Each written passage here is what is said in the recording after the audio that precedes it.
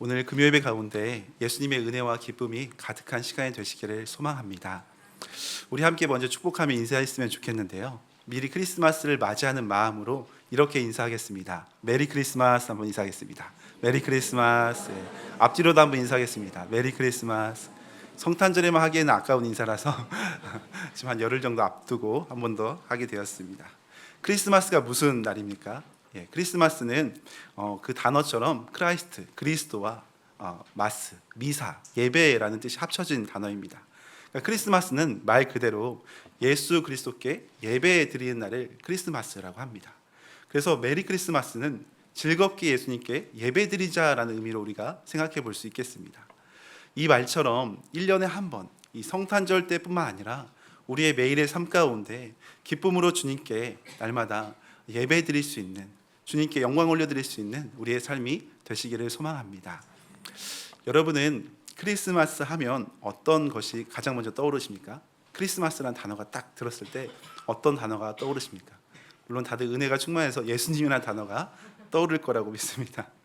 예전에 설문조사를 보니까 크리스마스 하면 가장 많은 사람들이 크리스마스 캐럴과 트리가 생각난다고 답변을 했습니다. 두 번째로는 산타크로스와 루돌프의 선물이라고 답을 했습니다. 세 번째는 크리스마스 파티라고 했습니다. 그런데 정작 중요한 이 크리스마스의 주인공이신 예수님은 그 설문조사에 보면 17%만 겨우 예수님이 떠오른다라고 답을 했습니다. 참 씁쓸한 일반 사회의 현실을 우리에게 보여주는 것 같습니다. 또 크리스마스가 어떤 의미로 다가오는지에 대한 설문조사에는 첫 번째로는 사랑하는 사람과 함께 소중한 시간을 갖는 날이라고 무려 50%가 답을 했습니다. 두 번째로는 소외된 이웃을 돕고 섬기는 날, 세 번째로는 세계적으로 즐기는 축제라고 답을 했는데 정작 주인공이신 예수님은 예수님에 대한 생일은 단지 8% 정도 답변을 했다고 합니다. 굉장히 심각한 상황이죠. 예수님의 탄생을 기념하려고 만든 성탄절인데 사람들은 다른 것들로 채우면서 그것을 즐기며 진짜 중요한 예수님이 빠져있는 성탄을 보내는 현실입니다. 그런가 하면 미국에서는 메리 크리스마스라는 인사도 함부로 하지 못하는 그런 안타까운 현실이지 않겠습니까? 기독교 편파적이라는 비난 속에 즐거운 연휴를 의미하는 해피 홀리데이스가 이제 말을 사용합니다. 예수님의 탄생을 기념한 날조차 예수님의 자리를 찾아볼 수 없는 그런 세상을 우리는 살아가고 있습니다. 사실 이것은 어제 오늘만의 문제는 아닙니다. 2000년 전 예수님께서 이 땅에 오실 때, 그 태어날 때 상황도 살펴보면 더 심각합니다. 예수님의 탄생이 축하받고 환영받기보다는 오히려 반대하고 죽이려는 시도들이 많았습니다. 유대인의 왕이 태어난다는 소식을 들은 헤롯 왕은 자신의 자리가 위협받을까 봐 베들레헴 인근에 있는 두사 아래에 아기들을 모두 죽이는 처참한 일까지 저질렀습니다. 오늘 본문 말씀에서도 보면 예수님의 부모인 마리아와 요셉 또한 예수님이 태어나시기 전부터 그 아기를 환영하기보다는 부정할 수밖에 없는 형편 속에 놓여 있습니다. 마리아가 잉태되었다는 소식을 듣고 남편 요셉은 가만히 끊고자 합니다. 아직 약혼만 하고 동거하지 않은 상황에서 아기를 잉태했다는 소식은 당시 부정한 죄로 여겨져 돌에 맞아 죽을 수밖에 없는 그런 상황이었습니다. 그러니 요셉은 마리아를 보호한 차원에서 파혼하려고 했던 것 같습니다. 이 성경에서는 한두 구절만 이제 언급하고 있기 때문에 단순해 보이지만 당시 요셉의 입장에서는 얼마나 많은 생각과 고민이 있었겠습니까? 하나님 앞에 이 아이가 내 아이가 아니라고, 또 주님을 위해서 살아온 제게 어떻게 이런 시련을 줄 수 있겠냐고 아마 하소연하지 않았겠습니까? 예수님은 주변 사람들에게도 심지어 육신의 부모님에게도 환영받지 못하는 상황에서 이 땅에 오시는 모습이었습니다. 물론 나중에는 마리아와 요셉 또 주변 사람들이 예수님을 환영하고 맞이하는 모습도 있지만 대체적인 분위기는 요즘 상황보다 훨씬 더 심각하게 배척하는 모습입니다.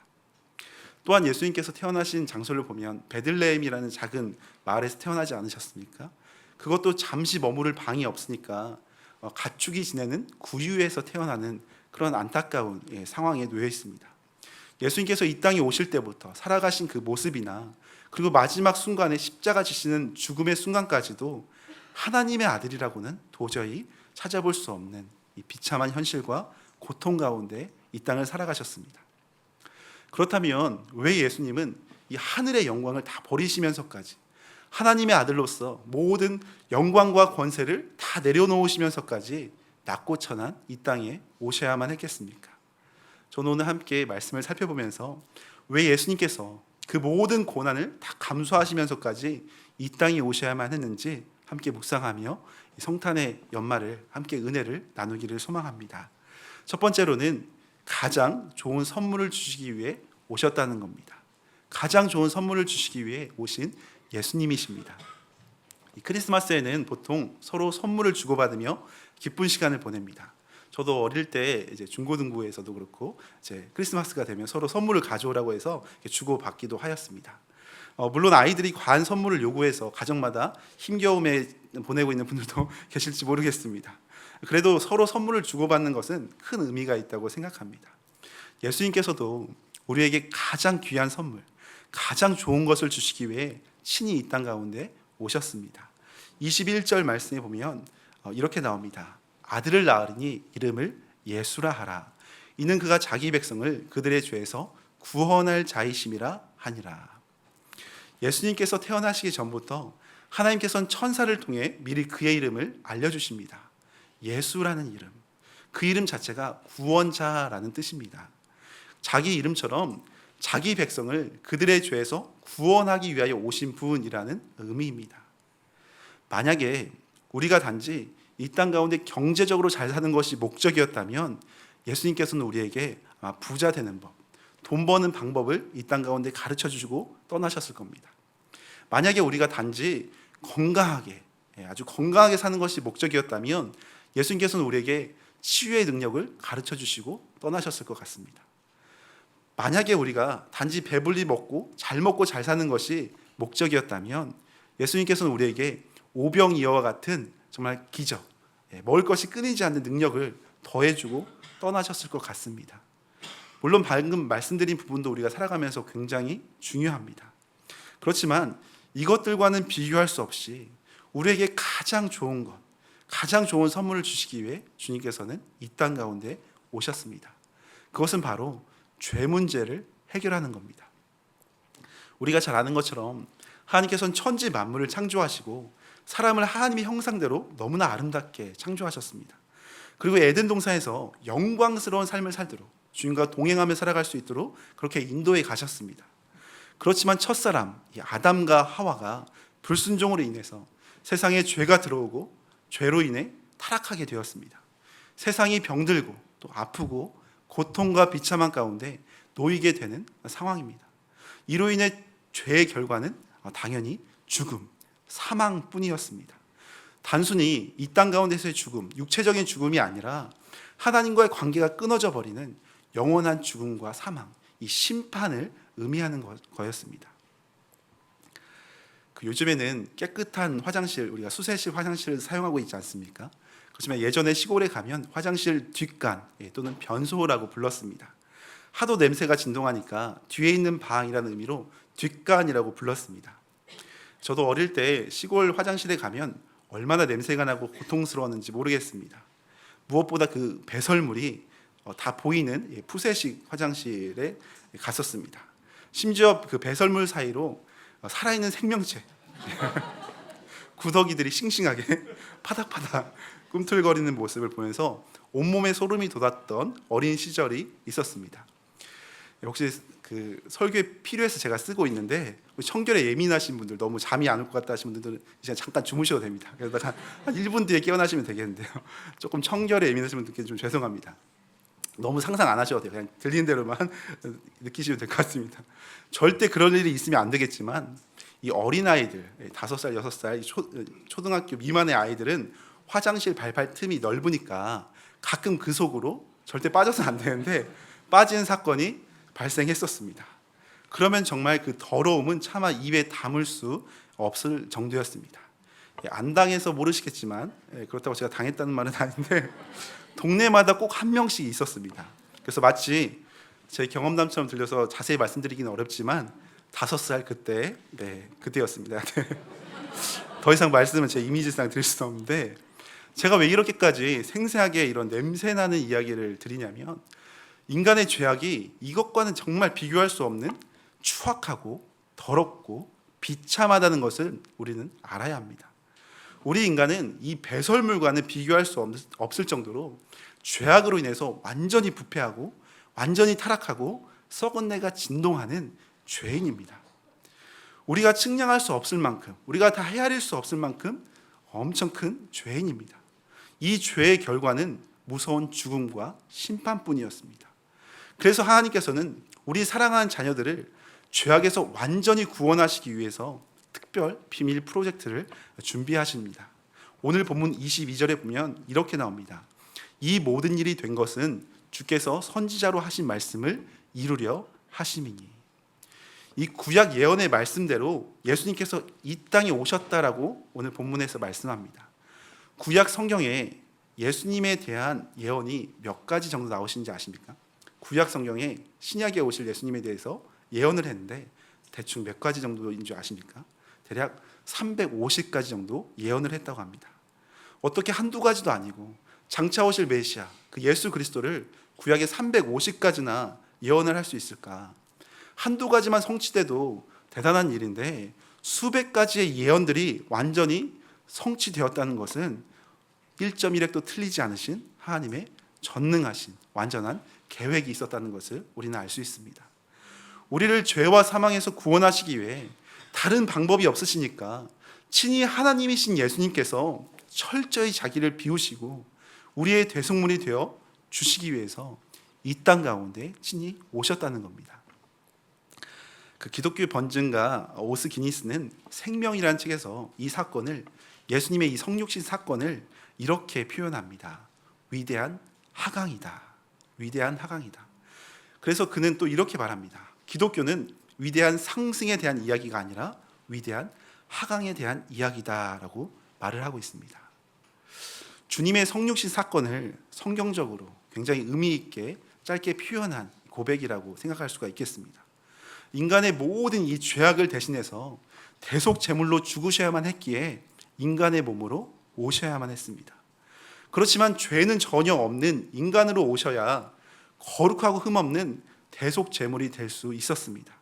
그래서 이를 위해서 일반적인 방법이 아니라 성령으로 잉태되셔서 유일하게 죄가 없는 인간의 몸으로 오신 겁니다. 우리가 살아가면서 사람에게 필요한 많은 것들이 있습니다. 그래서 이것도 중요하고 저것도 중요하고 많은 것들을 강구하면서 우리는 살아갑니다. 그런데 정작 이 죽음의 문턱에 서보면 가장 중요한 것이 우리는 무엇인지 깨닫게 됩니다. 그것이 무엇입니까? 네, 생명입니다. 다른 것이 중요하다고 여겨지는 우리의 일상 가운데서도 우리가 죽음의 위협 앞에 서면 생명이 가장 중요한 것임을 느끼게 됩니다. 저도 중환자실이나 또 병실이나 또 환우들을 신방하거나 기도를 하게 되면 정말 생명의 위협이 있는 경우, 정말 죽음이 임박한 그런 상황 속에서 그분들이 요청하는 기도 제목은 한 가지입니다. 바로 생명. 생명의 회복을 위해서 기도합니다.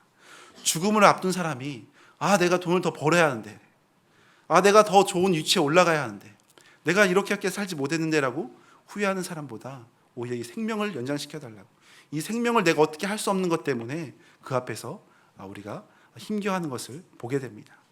내 힘으로 어찌할 수 없는 죽음의 문턱 앞에 서게 되면 사람은 누구나 이 생명의 소중함이 가장 소중함을 절실하게 느끼게 됩니다. 그래서 생명이 가장 소중한 것임을, 그 무엇으로도 대신 살 수 없는 가장 귀한 것임을 깨닫게 됩니다. 그래서 예수님께서는 우리에게 다른 것도 주시기를 원하시겠지만 가장 소중한 것, 가장 귀한 선물을 우리에게 주시기 위해 오셨다는 겁니다. 우리의 어떠한 것으로도 도저히 그 영원한 생명을 살 수 없으니까 어떤 값으로도, 어떤 조건으로도, 어떤 공로로도 그 생명을 살 수 없으니까 그저 사랑의 선물로 주시고자 오셨습니다. 이 죄의 문제를 해결하고 영원한 생명을 주시기 위해 오셨다는 겁니다. 에베소서 2장 8절 말씀인데요, 우리 함께 같이 읽어보겠습니다. 시작. 너희는 그 은혜에 의하여 믿음으로 말미암아 구원을 받았으니 이것은 너희에게서 난 것이 아니요 하나님의 선물이라. 아멘. 선물이라고 말씀합니다.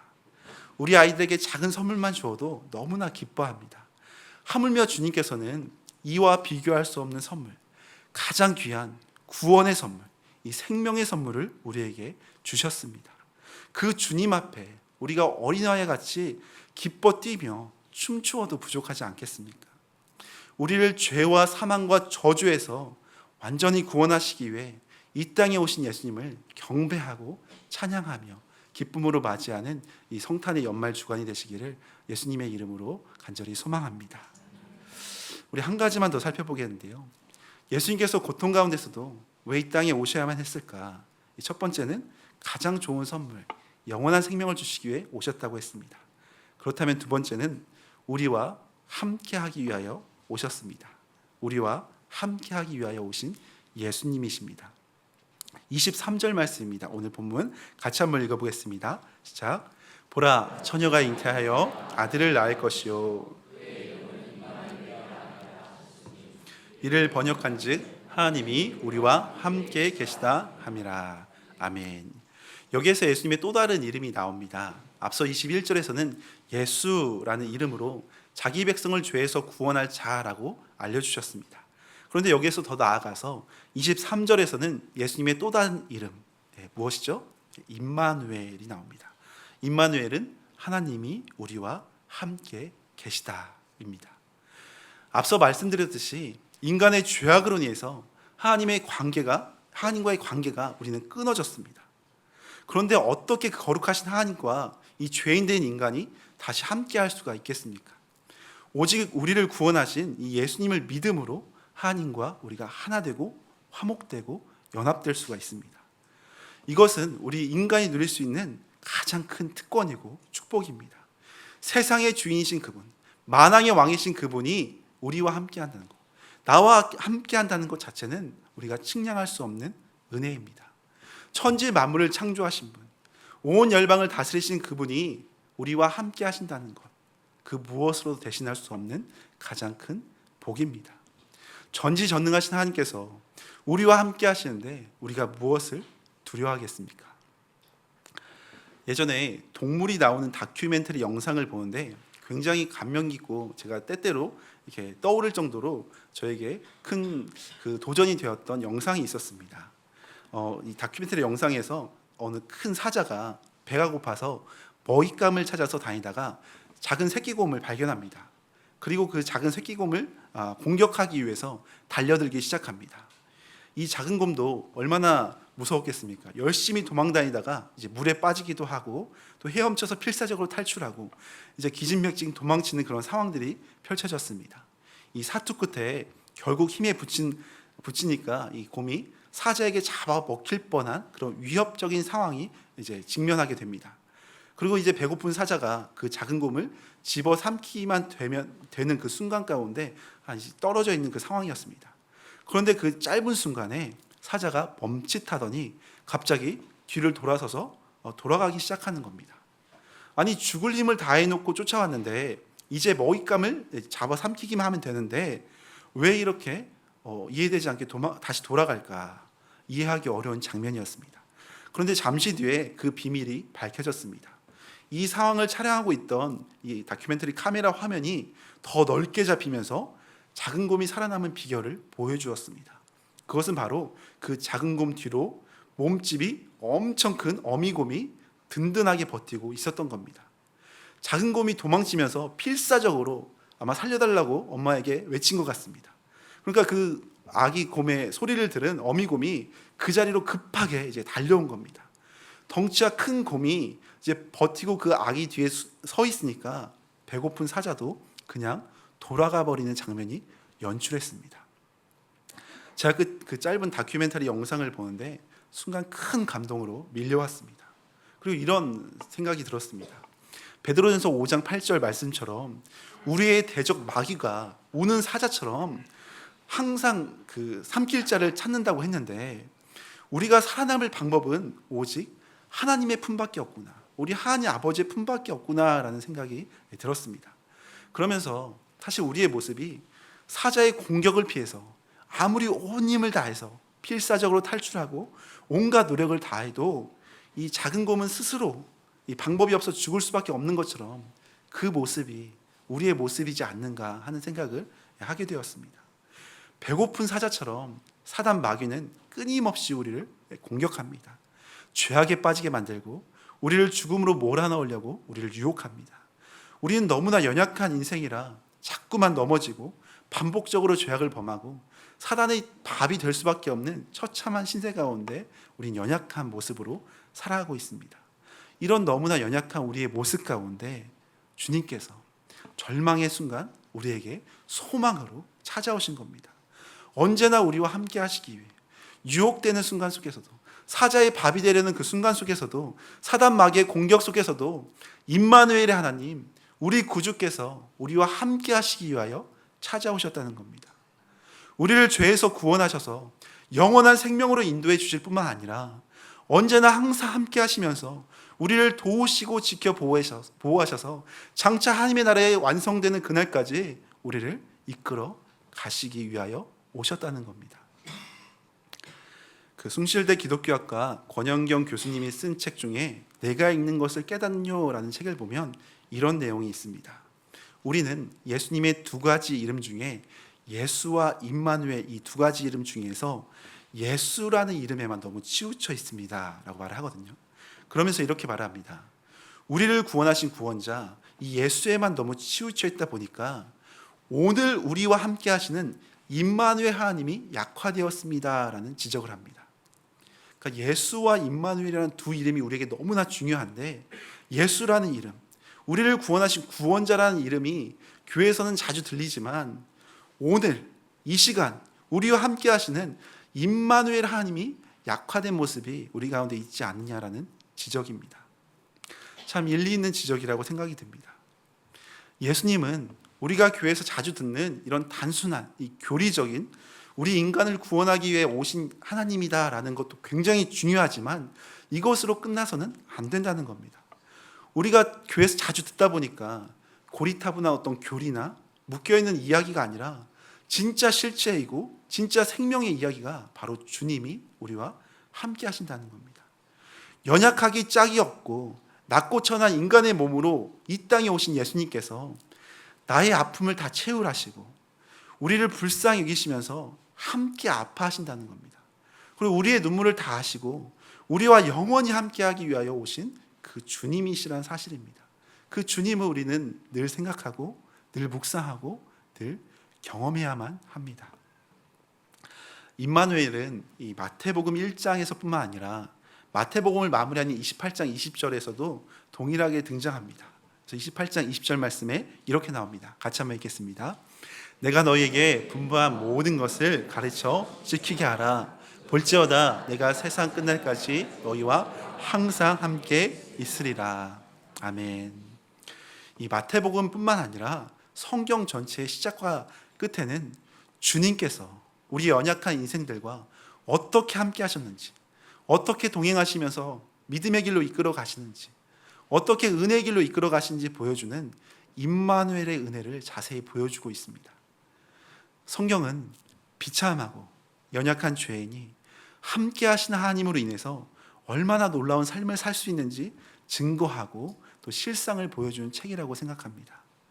이 살아계신 하나님께서, 성경 속에 등장하신 하나님께서 지금 오늘도 여전히 우리와 함께하고 계심을 우리는 믿으셔야 할 줄로 믿습니다. 데살로니가전서 5장 10절에 이렇게 말씀합니다. 같이 한번 고백하겠습니다. 예수께서 우리를 위하여 죽으사 우리로 하여금 깨어있든지 자든지 자기와 함께 살게 하려 하셨느니라. 아멘. 영원히 우리와 함께 하시기로, 우리와 영원히 사시려고 주님은 이 땅에 오셨고 십자가까지 감당하셨습니다. 말씀을 마무리하겠습니다. 사랑하는 여러분, 성탄의 연말 연시를 보내고 있는 우리의 마음은 어떠십니까? 혹시 차가운 현실과 이 어려운 상황들로 인해서 답답한 부분이 많지는 않으십니까? 우리가 어떠한 상황에 놓여 있을지라도 이 모든 상황 가운데 우리는 기억해야 합니다. 하나님께서 우리에게 가장 좋은 선물을 이미 보내주셨다는 겁니다. 바로 우리 구주 예수 그리스도이십니다. 우리를 살리시기 위해 이 땅에 오신 예수님을 더욱더 바라볼 수 있는 이 연말이 되었으면 좋겠습니다. 또 우리와 영원히 함께 하시기 위해 임마누엘로 오신 주님을 찬양하며 경배하는, 그래서 기쁨과 은혜가 충만한 이 성탄 주간 연말이 되시기를 예수님의 이름으로 간절히 축원합니다.